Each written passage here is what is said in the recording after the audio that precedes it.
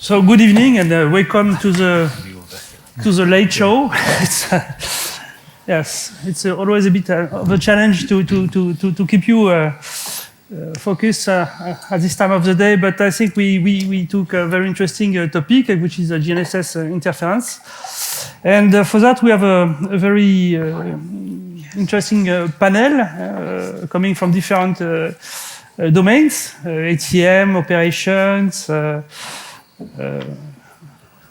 manufacturers, and regulators. Before, I would like maybe to start a Slido poll. I've got a question that, in fact, we repeat across the different conferences to check the evolution of the perception on the safety risk that is introduced by GNSS interference.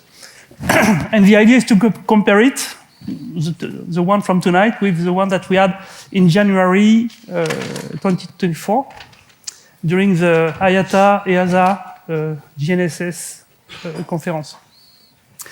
So first I would like to introduce the panel, and we have Akos Steigerwald. He's the FDM manager for Wizz Air. I've been an experience of 4 years in aviation safety. His role is now to maintain the oversight of the FDM program at Wizz Air, and in particular to identify the most proactive way of using flight data to improve the control airworthiness of the aircraft, together with the CAMO department. We have also Vincent from IATA again. I don't know if I have to repeat the presentation. Maybe we'll focus on the fact that your professional experience, so 27 years, it's indeed impressive. It covers almost all the domains: ATM, operations, safety management. So, and we have Predrag Vranjkovic, which is experienced senior aviation expert with also an history across aviation, again also in ATM, in policy planning and development, ATM innovation and deployment, in particular I think in CESAR and Single European Sky.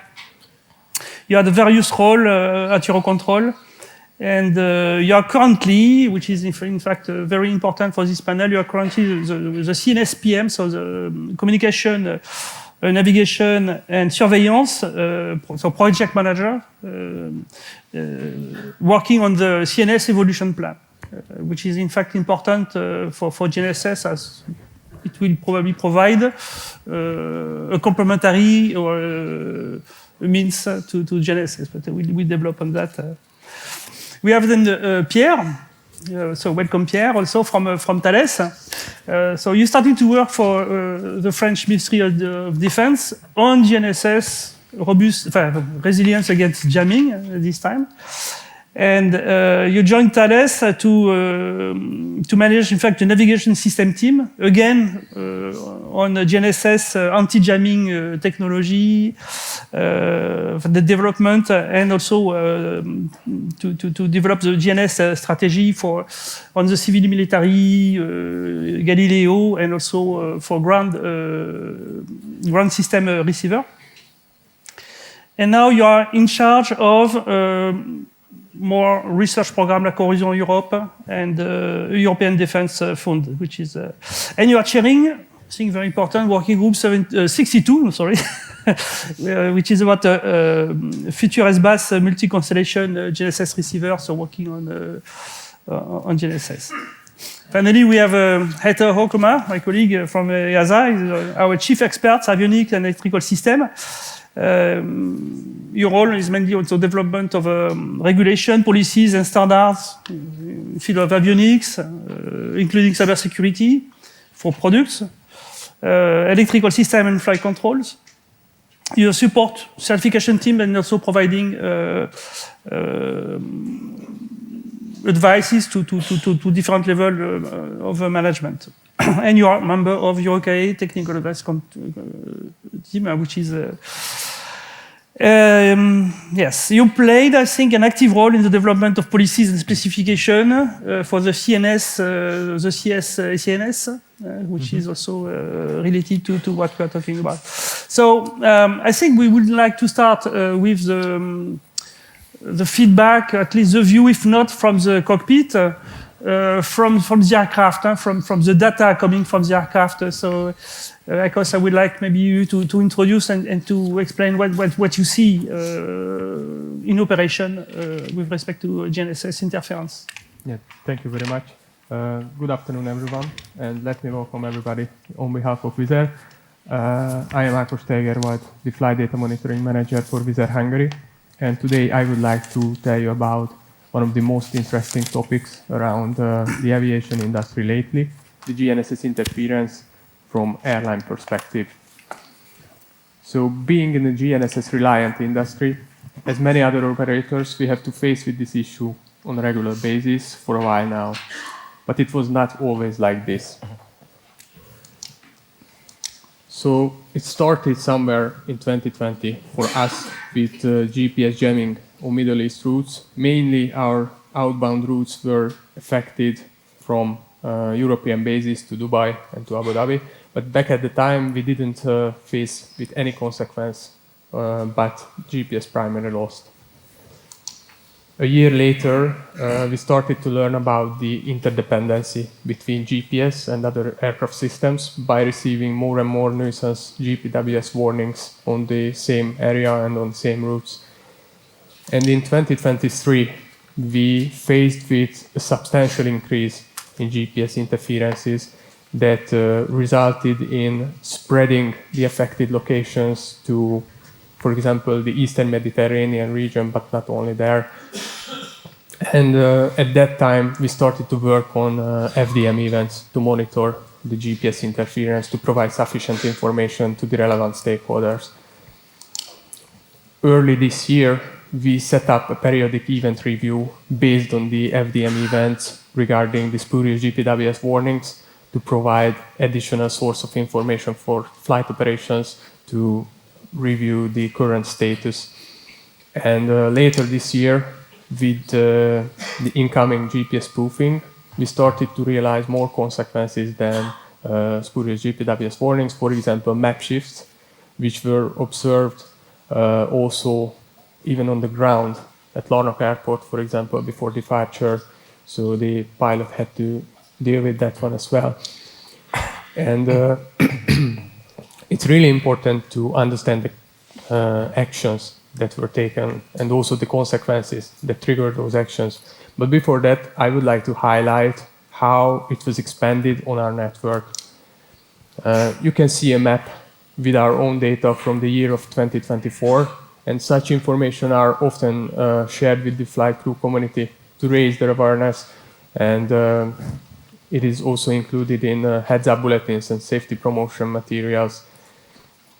So, like I said, it started at the Middle East, and quickly after it was spreading towards the Eastern Mediterranean region. However, parallelly, it was affecting also the Black Sea and South Caucasus area. And since we have several bases on the affected networks, we have a lot of data to rely on and to analyze due to the high traffic. And I would like to highlight the most recent areas that got more exposed to this issue, which are the Baltics and Northern Poland region, where we have also a strong presence as an airline. Coming back with this to the consequences, due to the interdependency between GPS and other aircraft systems, we had to realize that the consequences can potentially lead to high-risk events that has to be addressed, and it requires active monitoring and active managing from ourselves. So in 2023, we started to work on FDM events, like I said before, and these events were considering the GPS position versus the IRS position and also the GPS altitude. And ever since it was implemented, you can see on the chart that it is increasing continuously. And some of the affected aircraft systems are listed here, which I would like to highlight. It is all experienced by our airline. So obviously the primary one is the EGPWS system with the countless nuisance pull-up warnings, but we have to mention again the map shifts. And also we had one case when inconsistent wind speed indication was observed due to GPS spoofing. And since we are operating aircrafts with roll ropes equipped, we have to face with some nuisance runway too short and runway too short if wet warnings as well. It's really important to place this information about the increasing GPS interference into the proper context. So the following chart refers to the critical exceedances at Wizz Air from FDM perspective, where we can see two trend lines. The pink one is the general critical exceedances, while the blue one refers to the exact same data set, but without the GPS interference and spurious GPWS events. And like I said, in 2023, we had to face with a substantial increase of GPS interference, and that's when the two trend lines started to drift apart. And I have to say that nowadays, the share of GPS interference-related events is about 50% compared to the overall critical exceedances, which is a lot. So it's essential for us to monitor the two trend lines together, not to lose oversight of any other significant FDM events. And with this being said, we are reaching the key part of my presentation with the tip of the iceberg, the spurious GPWS warnings. On the chart, you can see the number of GPWS terrain warnings from the past 4 years from the FDM system. And it's clearly visible that the data in 23 and 24 are moving on a completely different level compared to 21 and 22. So ever since November 2023, there was not a single month that hasn't exceeded the combined value of 21 and 22. Which was no-brainer. We had to tackle this issue. And with the new FCOM supplementary procedure released at the end of June, we immediately implemented it in our airline. And you can see it resulted in a decrease of the events. And we had, before the FCOM was released, we had our own procedures in place to mitigate the risk from the consequences. And it helped also for us smoothly integrate the new FCOM procedures. We also have to face with the potential loss of trust in pull-up warnings that has to be addressed with clear procedures and centralized and simplified information. So when the FCOM was released, we merged everything into that supplementary procedure, and this is the only source of information for the pilots from GNSS interference perspective. And also, a reminder to the crew is essential how to use and when to use the FCOM supplementary procedure just to reduce the number of spurious GPWS warnings. And also, we have still in place the FDM event review to provide sufficient background information for flight operations and to crew training. And also, we can use it for identifying any gaps in the existing procedures, as well as we can verify the effectivity of the actions taken.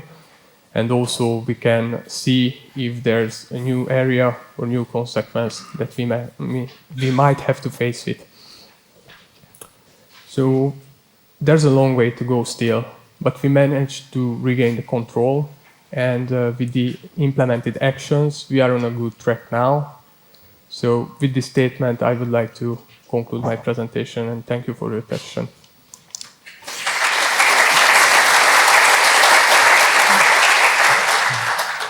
Thank you, Ekos, for this very insightful perspective and directly from the front line. I think it's very insightful also to see how by implementing the recommendation from the manufacturers and from your own, you manage to reduce and to contain. So my thought that we are still now in the containment phase. And we identified like 3 phases as the containment. And yes, it's like in every event management, you have to first to contain the event, and then after that to assess and further to see what you have to implement to make the system resilient. So I think that The question I would like, a follow-up question, how long do you think you would be able to continue with this situation? Or do you think we need to implement some mitigation means? And maybe you already have some elements in the pipeline at IATA. Maybe you already have reflected on that. What you think you could tell us about that? Yeah, so IATA, where we've done a couple of things really. We've been working with OEMs quite hard in the creation and publication of a safety risk assessment to be used globally for sort of mitigation measures, and some of those that were discussed in the WIS presentation, so that's great. The other thing that we've been doing sort of more recently is 2 papers went to the ANC, just recently held.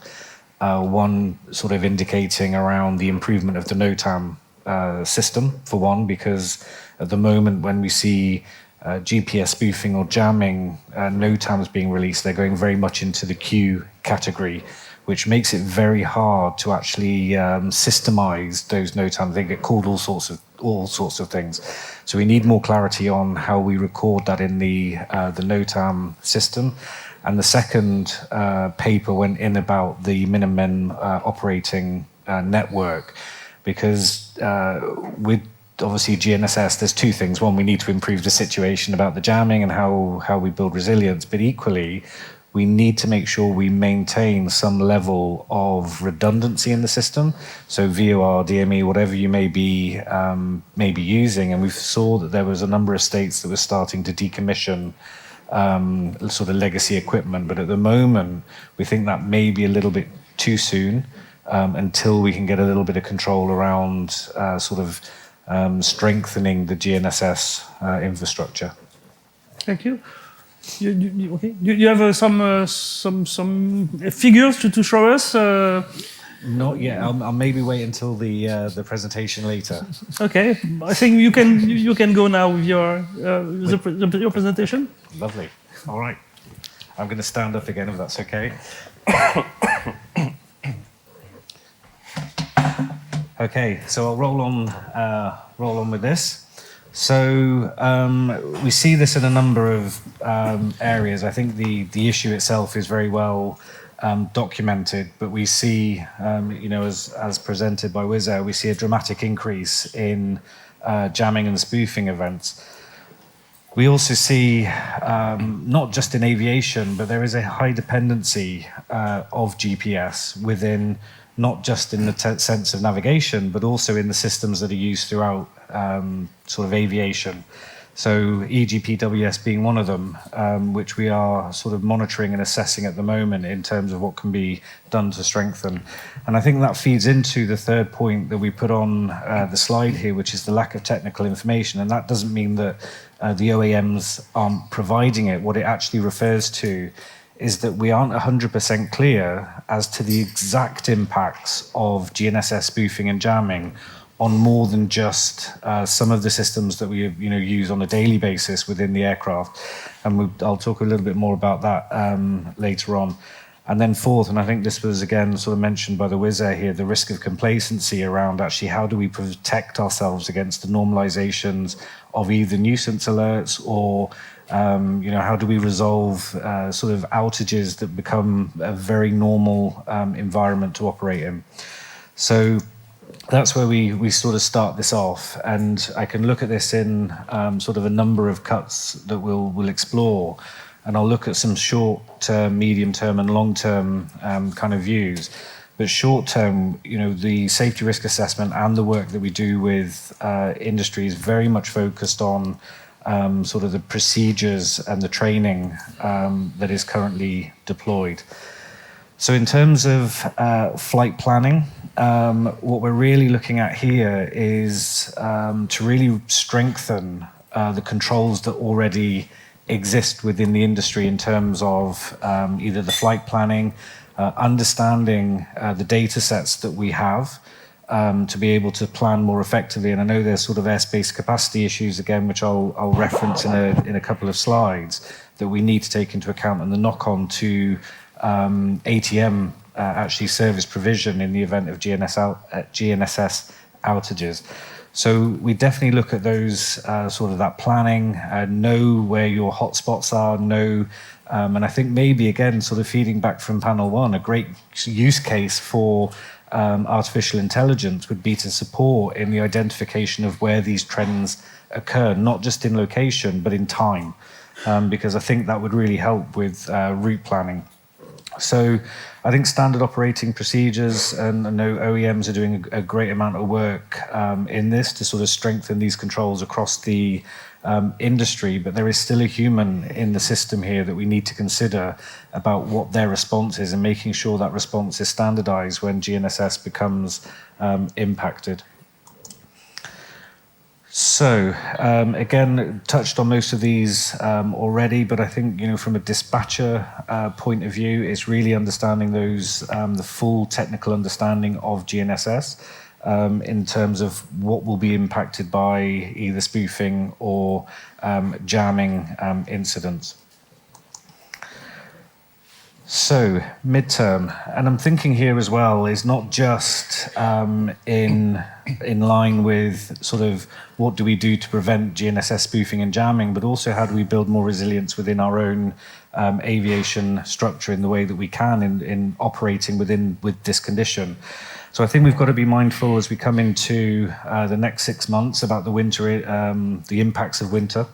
I think we're going to see more challenges around poor weather conditions, icing, and operations in IMC conditions. And I think this sort of reinforces the Wizz Air presentation was saying around the EGPWS alerts, right, and the nuisances that they may have. And you may not have those visual cues that would say, is this a nuisance or not a nuisance? And I think as well, the overall operation of degraded aircraft, either because they've suffered with a GNSS spoofing or jamming issue, and maybe the EGPWS is non-functional, so this isn't meaning that they're released in a degraded fashion, but actually what that degraded sort of scope looks like in the event of spoofing. So, and I think with the world the way it is, do we see the geopolitical situations across the globe getting better, or do we see them getting worse? And I think this is something that I have a feeling this is going to get worse before it gets better in many sort of in areas. And I think that's something that we need to sort of provide mitigation strategies for. So what are we doing? So at the moment, what we're sort of really looking at doing is consolidating. Again, this is a demand of the IATA members. It's an ask that they have. They're really looking for that one-stop shop of information that provides that information for GPS outage and location. We want to push that a lot further and be able to provide trends on time and maybe sort of the periodicity that the GNS sort of extends to.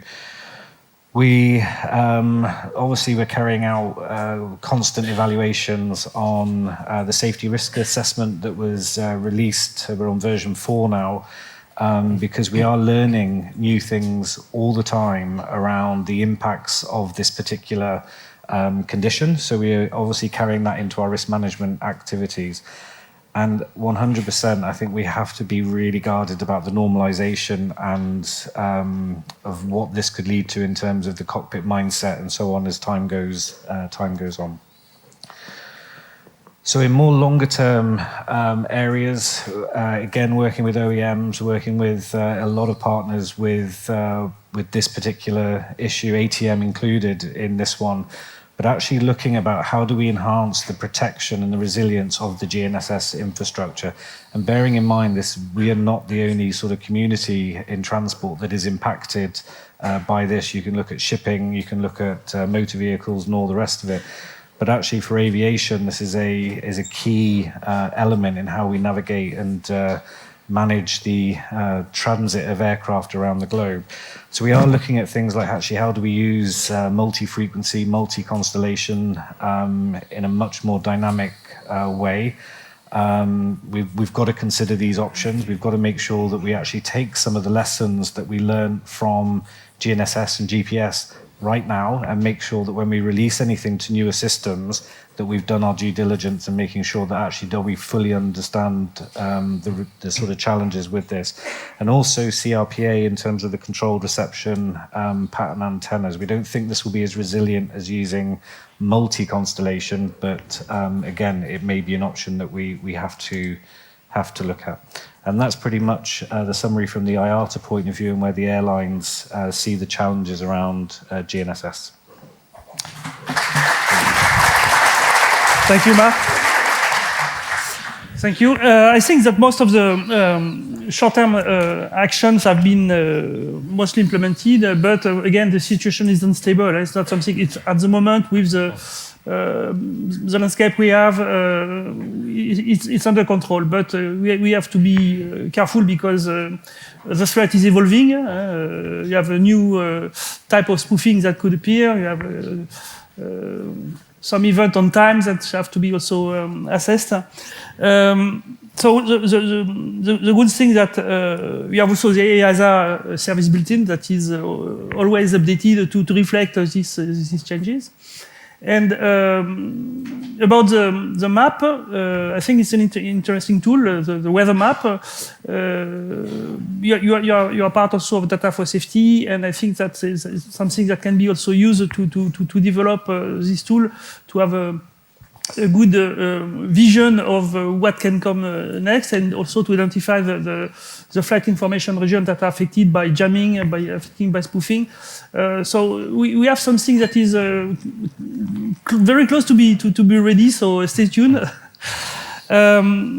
On the long term, I think that you expect also a more resilient onboard system, like the multi-constellation, multi-frequency, and the CRPA. So this is like I would like maybe to ask the system manufacturers if you have something like this already in the pipeline, or how can we, and also at which term? Okay, so multi-frequency, multi-constellation is just coming in because you need to have additional constellation ready for civil airspace. This is almost the case for Galileo. This will be almost the case for Beidou. And GPS will go dual frequency also in the future, but it's not ready yet. At least we are working within EUROCONTROL and RTCA to prepare the specification, the MOPS, that will be the basics for the receiver developments. But for the moment, and at least for the next 5 to 10 years, we are still using the GPS single frequency. But yes, dual frequency multi-constellation is coming in. It's been a big effort, at least from Europe and from other areas in the world. And they will be used, let's say, around 2030, something like that, okay. I assume. Regarding the CRPA technology, no, this is very different. It's been in use by the military for a long time. The main difficulty is to authorize its use in civil aviation because most of these technologies are export controlled today. Mm-hmm. So we need to find a way to give or to leave the advantage to the military while providing this protection to the civil aircrafts. It's possible. There are ways to do that, but again, lots of discussion, standardization. So it might take some time. Okay, interesting. So, not for the short term, and yeah, that in my briefing, it's within the mid to long term solutions. Okay. I think that you have maybe also some element to present. Okay, thank you. So. The consideration I will have about GNSS RFI is more on a short term first, and then mid to long term. So the situation in short term, it's been already described, is the first thing to do actually is what we have to do right now is to detect GNSS jamming and spoofing, of course, and being able to do what we call a damage control, just to make sure that the contamination of the false information will not, let's say, go further than the receiver itself and not disseminate into the system. So at the navigation system level, there are many solutions for the moment. So they are not perfect, but at least the first layer is at the receiver level. That's where the the problem is coming from, although considering that the problem is the jamming, but the receiver is the first step through which jamming is coming. The first thing is detection. If we are able to provide the system with a reliable and with a lot of integrity way of detecting the presence of jamming and spoofing, then there can be some systems actions that will avoid the consequences. In the last receiver we have certified, we had those kind of indicators. It took time for us to develop indicators that do avoid false alarms, which can be an issue as well, but also with a minimum of misdetection. And we are able, with those indicators, to detect jamming and also most occurrences of spoofing. Then the system must be thoroughly tested against the propagation of the erroneous GNSS. All the aircraft, all the pilots, and all the OEMs, they have seen with time that GNSS interference is not only an issue on the GNSS, but it's an issue on many other systems, GPWS being one of them. You have also communications, you have also radio navigation, time distribution. All those systems can be affected by either a wrong GNSS position or either a wrong GNSS time. And then at the navigation system level, there must be a backup on the resilient system for the moment. So it can be a pure ground navigation when available, or it can be the INS coasting when the aircraft is equipped with an INS. Coasting meaning that the INS is no longer taking the information from GNSS, but only evolving on its pure inertial navigation. And of course, all blended solutions that can be used between the INS and radio navigation. But this is during the jamming or spoofing event. But there's another issue that needs to be considered, is the way that the receiver will recover once the jamming signals are no longer effective, once the spoofing signals are no longer effective. It is, how can we trust the receiver to function properly once it's been exposed for a very long time to let's say, to jamming signals and to spoofing information. So the fact is that today, in the MOPS on which we are developing the receivers, this phase of recovering is not considered, since for years, jamming was not an issue at the receiver level, jamming was an issue at the operation level.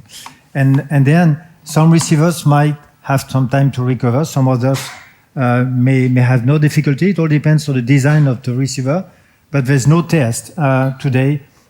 Well, there's a minimum set of tests, but not to the magnitude we have today for the jamming environment. So in the next generation of receivers, maybe in the next generation of MOPS for the current receiver, we will have to introduce some specific tests on the way the receiver recover after the jamming events. Medium to long term. Medium to long term is past the current situation. It is about protecting against the jamming and spoofing signals. And there are solutions. There are solutions because in the military electronic warfare, this has been the current situation for, let's say, 10 to 20 years.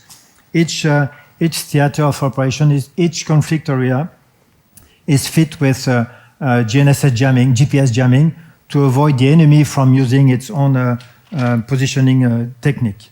So at the receiver level, at the antenna level, those techniques already exist. So they can be algorithms put in the receiver that can counter what we call narrowband or tone jamming, which are very efficient.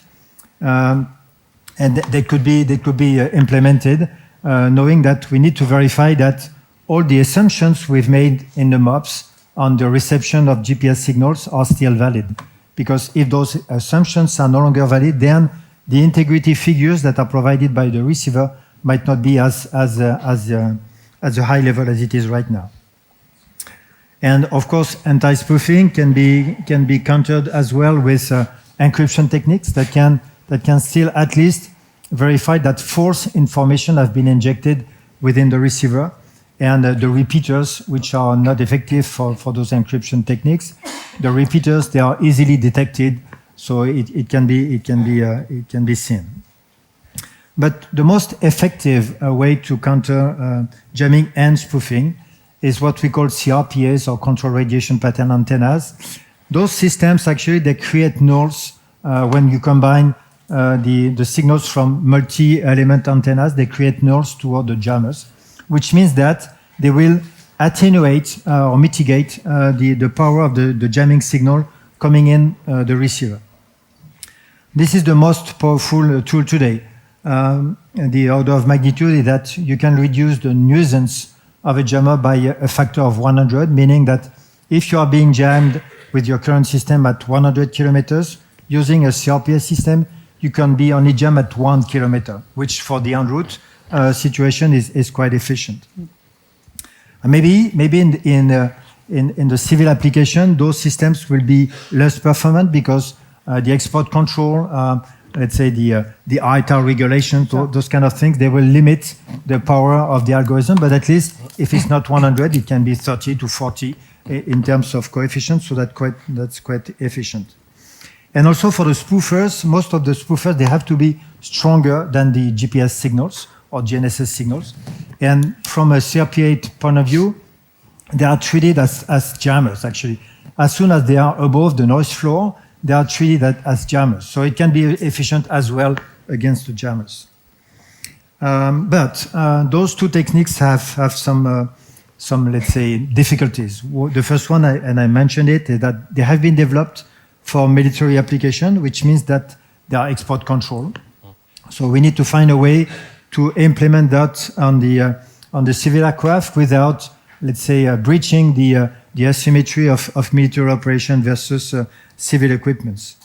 And also, and that's at the least inconvenient, those techniques may have a, let's say, an influence on the signal itself, which is injected into the receiver. And they might, let's say, bring with them some errors at the receiver level. So it has to be weighed with the operation you are leading, which means that RNP1, for example, might not be an issue. RNP.3 could become an issue. And the latest phases of flight, like the landing or precision landing, for sure, they would be, let's say, affected by this kind of technique. So techniques are here. Some techniques, they could be available along the flight, but they are not efficient against all the jammers. That's what we put in the receivers.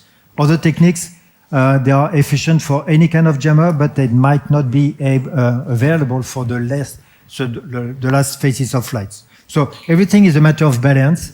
A lot of work has to be done at the let's say, standardization level, and that's we have started to do within EUROCONTROL, because within the dual frequency multi-constellation, we are working on those kind of issues.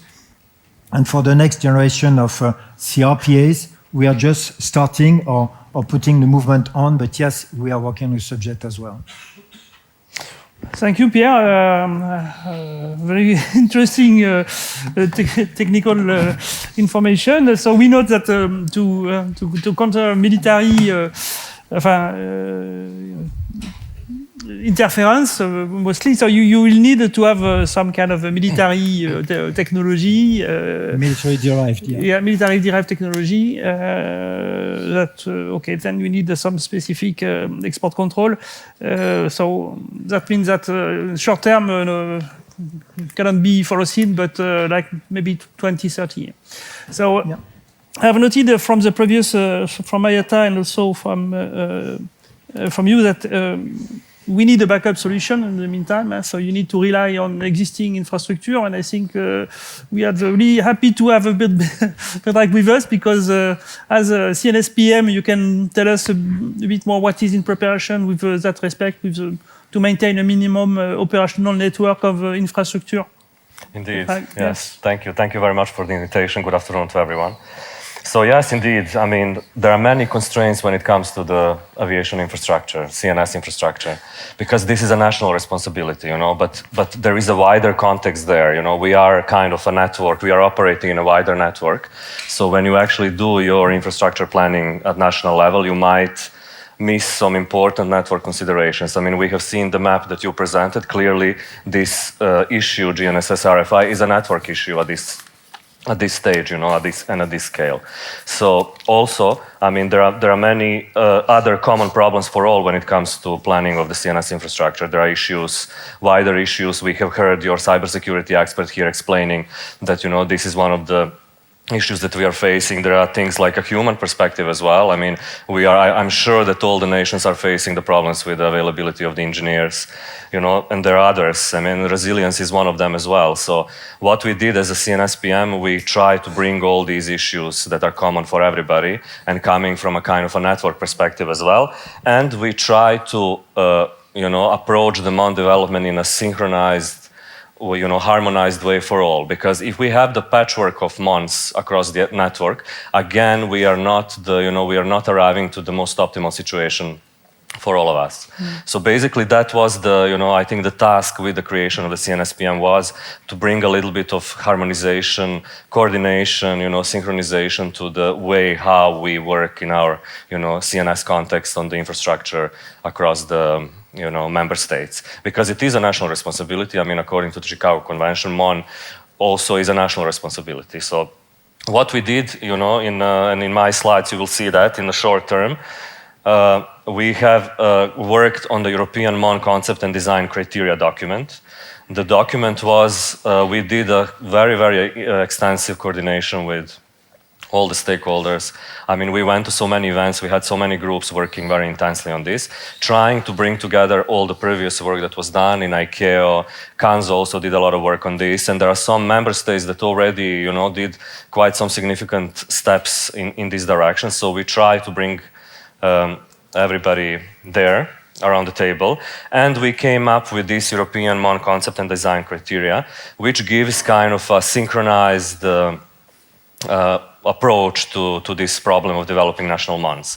And you see in the short term, we propose to kind of do this MON development across the member states in the network, to have the harmonized, European MON in the end. And the way how we did it, we actually, we are in this together. It's a common network problem, so we really need to collaborate on this work. So we basically proposed a marriage between the network approach and the national approach, where we bring, as a network manager, EUROCONTROL network manager, we bring network aspects to the table, and then the member state and the national INSP, they bring the national characteristics to the table. And then we work together in an iterative way to create a realistic, optimized national MON. The collection of these MONs, when they are integrated at the network level, would present the European MON in the end.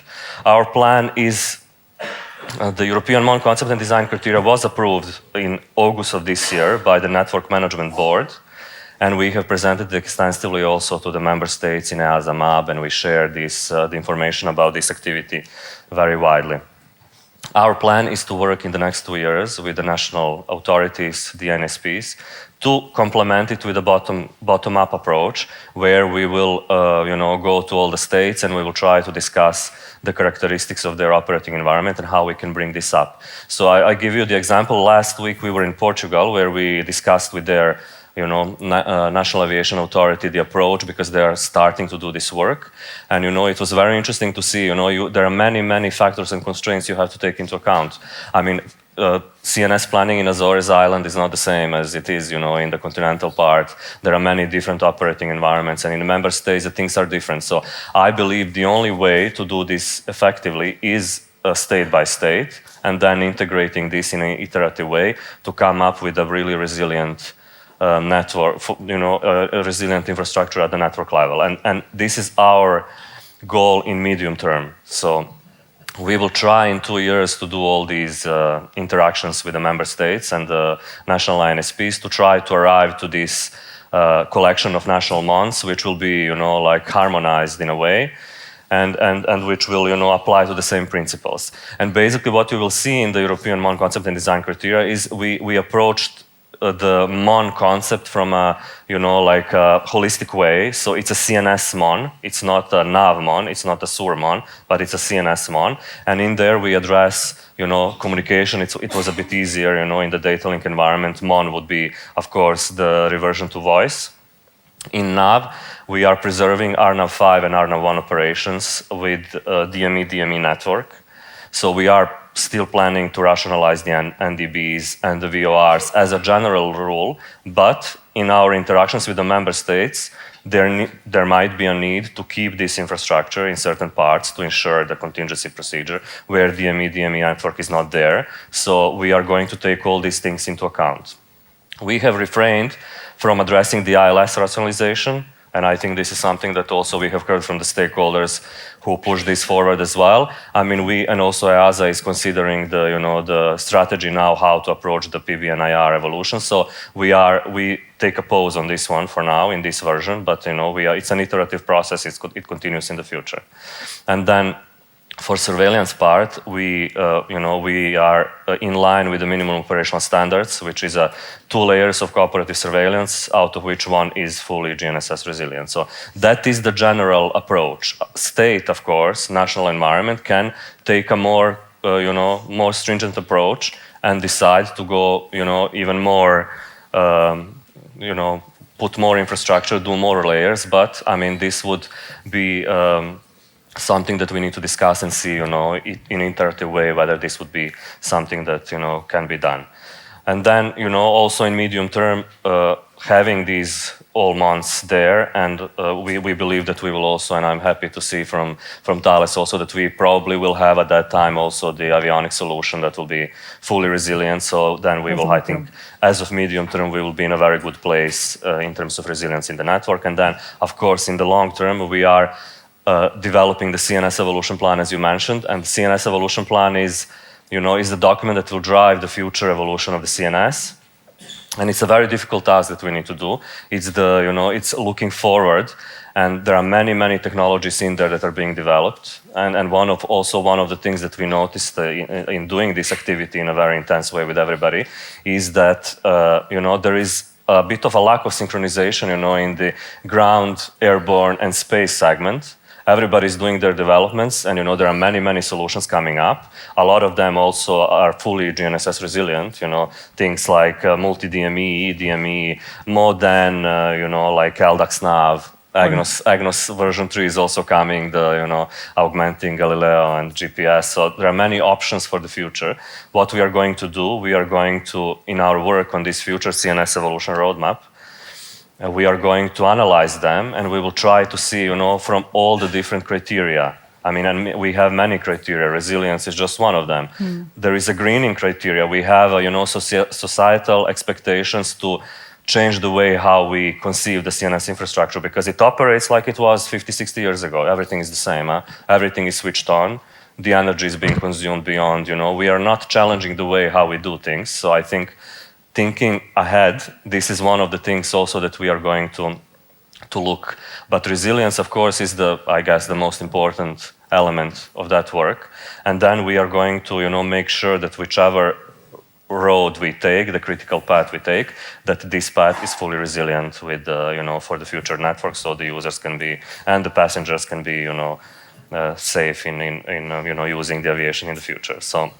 Also, I mean, I also mentioned in my slides that we need to continue work on standardization and, of these technologies in the future. And, it was also mentioned by previous speaker that this is something that, we have to continue putting resources into. And, we are going to support those activities as well. So this is, in short, from my perspective, how we are planning to take this work forward. Thank you.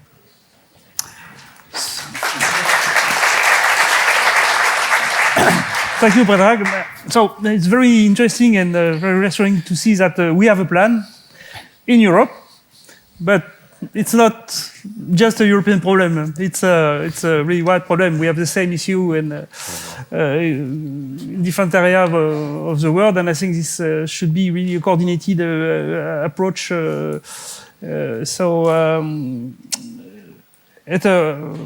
You are involved as a regulator into this kind of standardization, also activities and coordination with other stakeholders. What can you tell us about how can we expand a bit the problem to other organizations?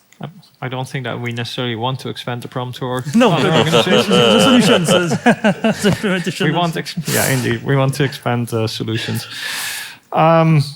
So I'll keep it fairly short.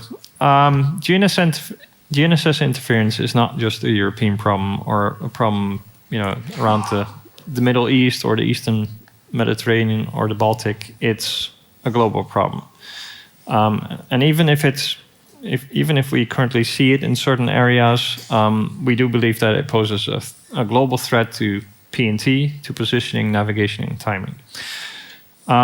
P&T historically has always been highly standardized and harmonized across the globe. And that's why we can't deal with this issue just on ourselves in Europe alone. We need to have globally standardized and harmonized solutions. And that's both in the area of regulatory harmonization, where we need to work with ICAO, with our partner regulators, in particular FAA, ANAC, Transport Canada, as well as on the standardization side. Many of the solutions are not developed at the level of the regulators. They come bottom up and they come through standardization. So the first message that I would like to share with you as an audience here is that building resilience requires a global approach.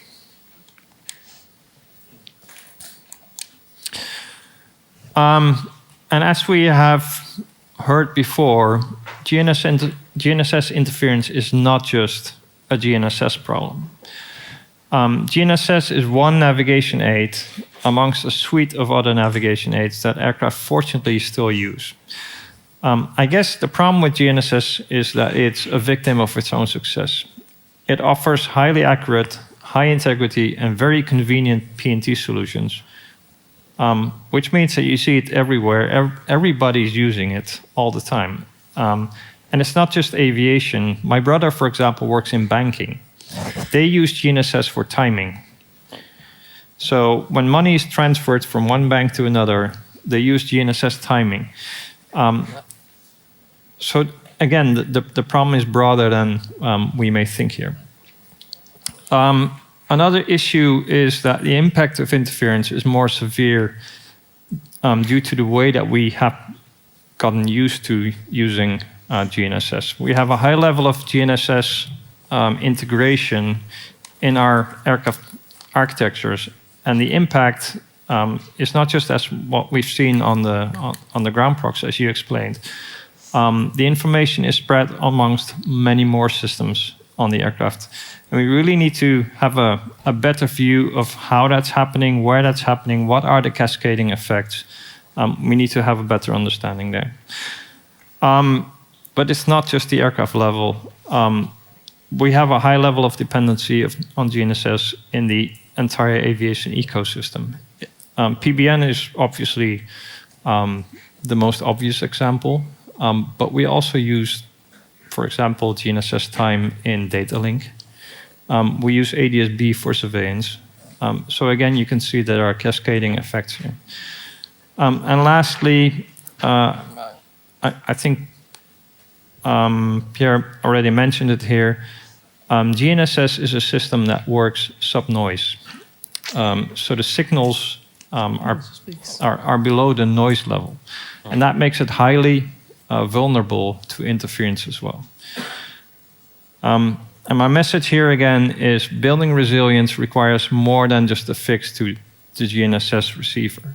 We need to start thinking about how we use GNSS information in our ecosystem and how we make the entire system, as well as so including the aircraft architecture, more resilient to a case where we have a single sensor that is providing information that may not be accurate. And lastly, and this is a concern that I shared with my peers at EASA, I'm rather concerned and not very optimistic that GNSS interference is the only issue that we're going to see. Rather, I'm concerned that what we're looking at may be the tip of the iceberg. Because what we witness is not just GNSS interference. What we witness is a collateral effect of electronic warfare. And therefore, I think that we should be asking ourselves, we should expand our view. We should be asking ourselves other questions as well. What other systems could be affected potentially by electronic warfare? I don't want to give anybody any tips, or but can we imagine that electronic warfare is going to affect some of our ground-based systems? What other radio navigation aids could be targeted? And for ourselves in particular at EASA, we should be looking at our certification criteria. And one example is, what if somebody is going to blast with power levels that exceed our high-intensity radio field criteria? Are those still adequate? So my last message to this audience is, building resilience also requires that we look at this in a more broad sense. This is electronic warfare, and we need to be prepared for that. And we need to prepare ourselves for the future as well. And that concludes my part of it. Thank you.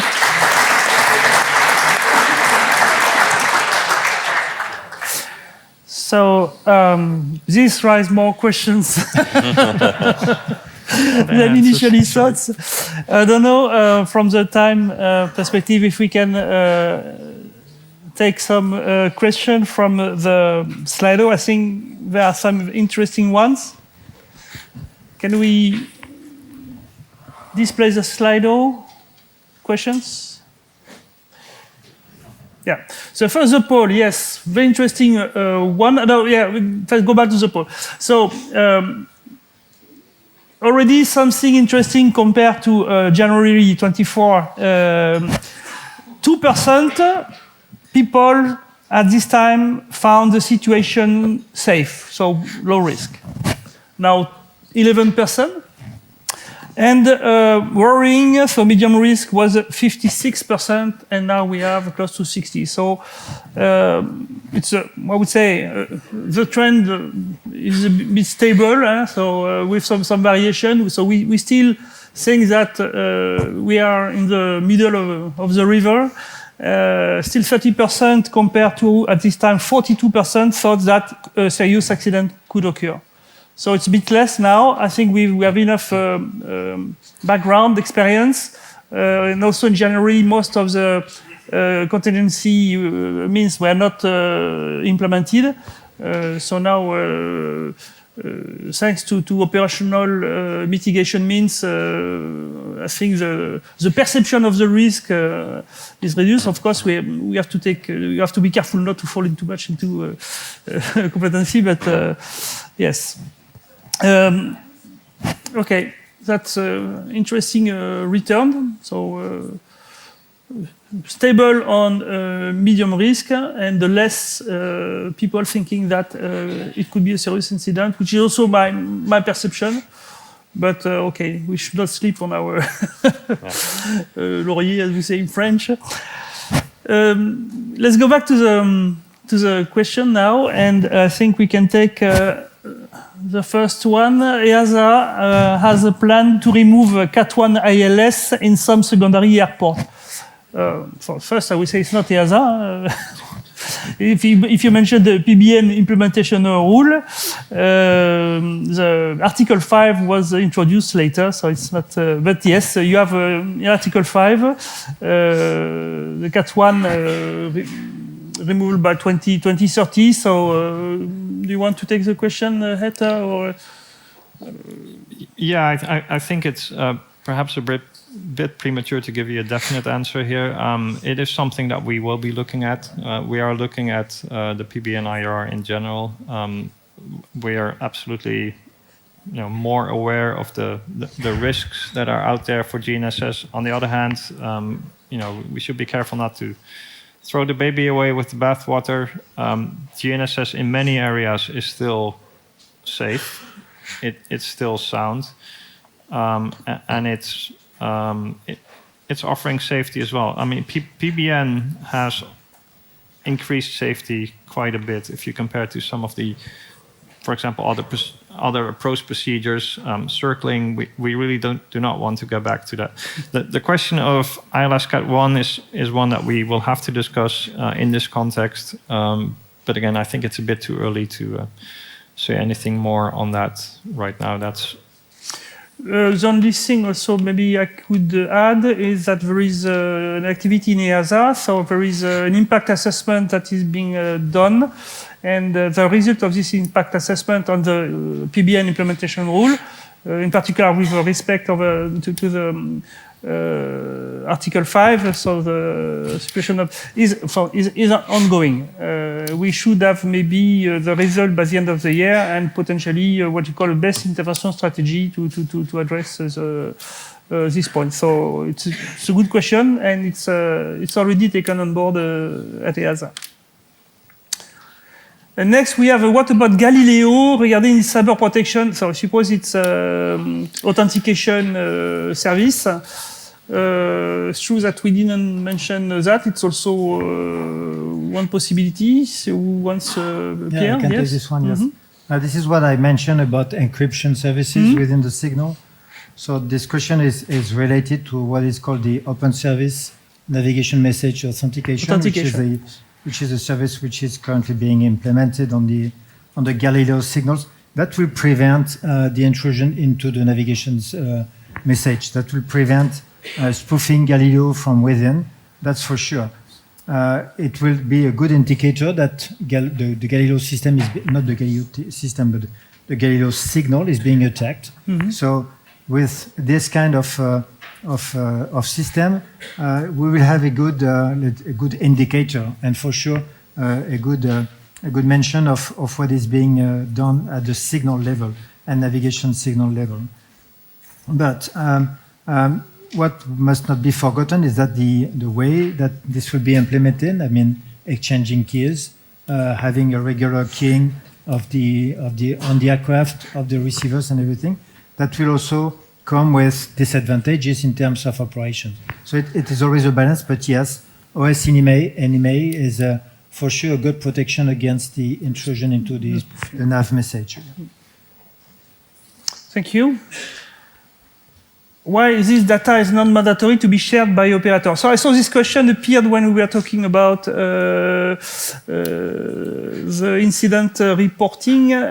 So I will say that in fact, yes, it's part of the mandatory reporting.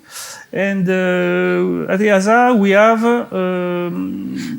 it's mandatory for European operators. So yes, and we have then report of jamming and spoofing in our central repository, which is used also as a basis for our analysis. What is the future of PBN and LPV SBAS? It's still there. Yes. And it will remain there. Maybe one thing to add on this particular point. I was at ICAO last week. I spoke to the secretary of the flight ops panel, and my question was really the same question as this one. What are we going to do with the PBN? What are we going to do with the PBN manual? Maybe if I can offer some assurance, there is a specific working group of the PBN ops panel that is looking into this, and it's led by my good friend and colleague Barry Miller of the FAA. I think Barry is probably the authority when it comes to PBN.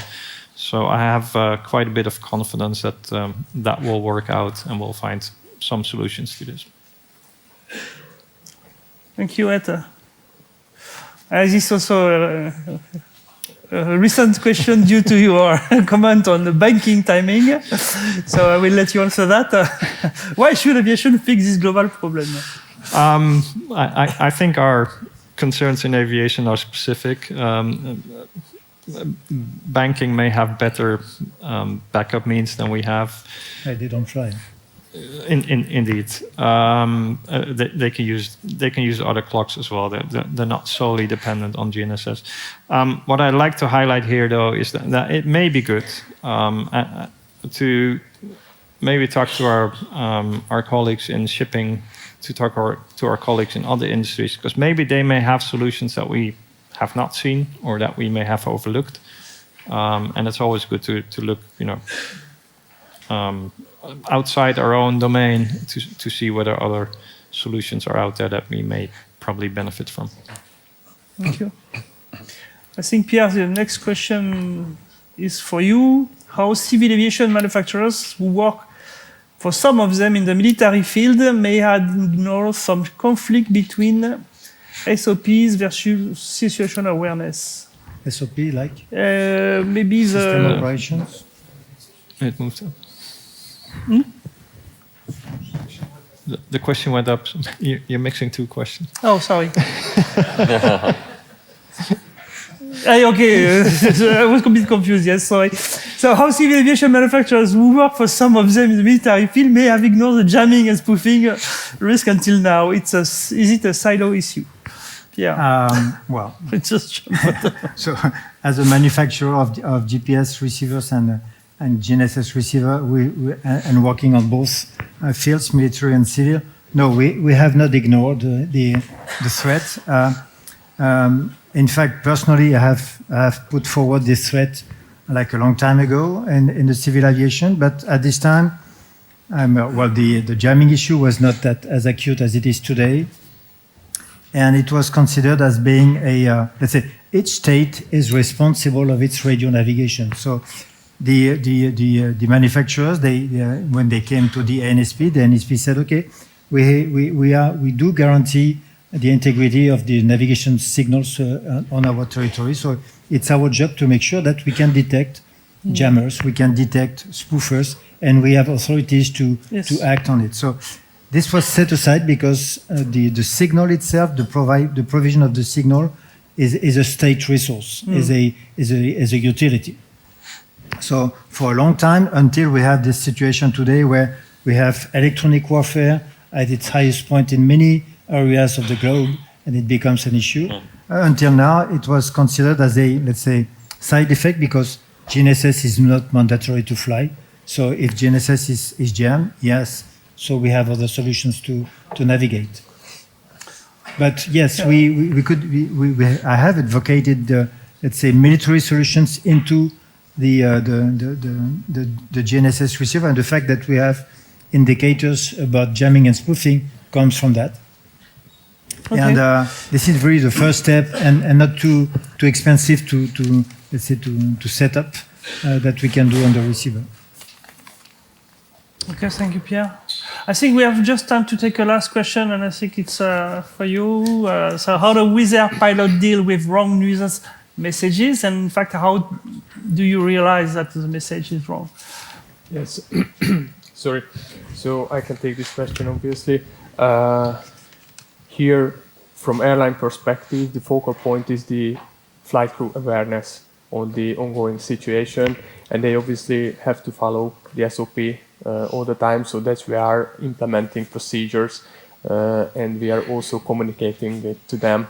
And obviously, if they can see on cruise that there is no terrain which would indicate a GPWS warning, obviously they can tell that it was a nuisance warning. However, in some cases where the terrain doesn't allow us to apply the supplementary procedure to switching it off, the terrain push button, they have to perform the memory items, but we are continuously monitoring the affected areas, which is provided to the flight crew community, and we are also organizing consultation sessions to the pilots just to get their point of view and to provide the sufficient information to them.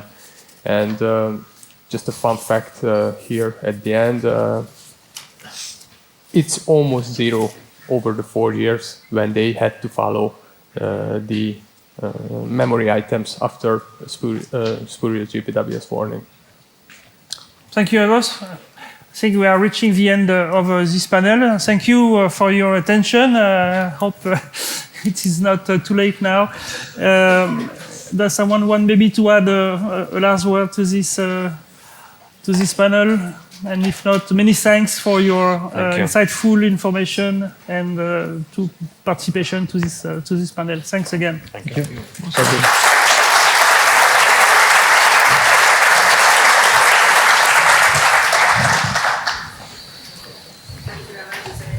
There you go. Thank you very much. Also to all of the panelists